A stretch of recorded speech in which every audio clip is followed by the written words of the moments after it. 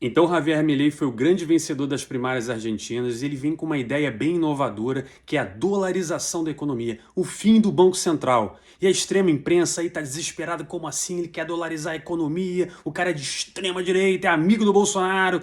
Mas galera, calma. Um país que fez exatamente isso, que acabou com o próprio Banco Central, foi Portugal. E depois que Portugal fez isso, foi excepcional, porque era um país que era totalmente dominado pela esquerda, continua sendo, mas agora o fato de não ter o Banco Central é uma grande trava. Mas do que se trata isso? Bom, antes de falar do que se trata, olha como a CNN explica de maneira equivocada. Dolarizar, oficializar o dólar como moeda. Isso aí já foi tentado, é um discurso fácil, que já foi tentado na época do Menem, na década de 1990, Plano Cavalo, lembra? Sim. Do Plano Cavalo?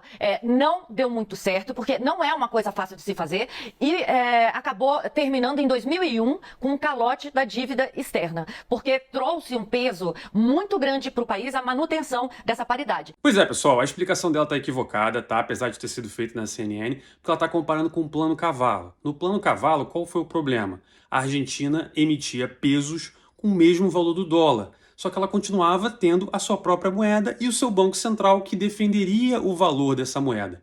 Só que ao longo dos anos, com governos de esquerda e extrema esquerda lá, a galera foi imprimindo dinheiro lá, e isso fez com que o valor do peso caísse. Até chegar no ponto que é hoje aí, que, pô, $1 você compra, pô, 700 pesos. Né? Então, para você ver como perdeu o valor. A gente aqui no Brasil, quando foi lançado o Plano Real, se você procurar na história aí, salvo engano, a gente lançou 80 centavos de real. Ou seja, com 80 centavos de real você comprava $1. Era super incrível, né? Mas então, o que é dolarizar a economia? Basicamente é você adotar o dólar como moeda. As pessoas vão estar andando nas ruas de Buenos Aires com as notinhas lá, com a cara do George Washington, que foram impressas lá nos Estados Unidos. É a mesma nota que roda em Nova York. Ou seja, o país vai adotar a moeda americana de fato. Não é uma moeda que tem o mesmo valor da americana. E ele não vai ter mais Banco Central. Porque se o seu próprio Banco Central, o Banco Central argentino, não consegue controlar a própria moeda, é melhor você então pegar uma moeda de quem sabe fazer. E como eu falei no início do vídeo, Portugal tinha o mesmo dilema. Eu mesmo lembro do meu avô, quando eu era pequeno, que ele foi para Portugal pela primeira vez depois, sei lá, de 60 anos aqui no Brasil. Ele foi com um catotão assim de escudos. Porque antes da zona do euro, Portugal tinha sua própria moeda, tinha o seu próprio Banco Central. E os caras faziam cagada exatamente igual a Argentina. Né? Portugal, para quem não sabe, é um país extremamente esquerdista. E o que salvou Portugal, né, de ser um país subdesenvolvido, um país extremamente atrasado na Europa, foi ter entrado na zona do euro. Porque quando chegava no final do mês, os caras do Partido Comunista Português lá, chegavam lá e falavam, então, galera, a gente quer dobrar o salário do servidor público aqui.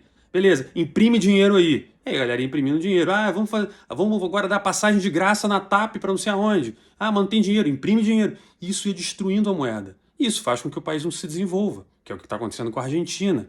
Né? E aí, o que aconteceu quando Portugal entrou na zona do euro?